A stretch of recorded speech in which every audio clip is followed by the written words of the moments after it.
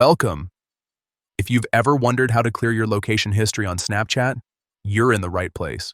Whether you're tightening your privacy or just doing a quick cleanup, this update makes it super simple to manage what Snapchat remembers about your movements. Let's walk through it step by step so you can get it done in under a minute. First, open Snapchat on your phone. Once you're in, look at the top left corner of your screen and tap on your Bitmoji or profile icon. This takes you to your personal profile page where all your account settings live. Next, find the settings icon. It looks like a small gear in the top right corner. Tap on it to open your settings menu. Now, scroll down through the options until you see a section labeled Account Actions.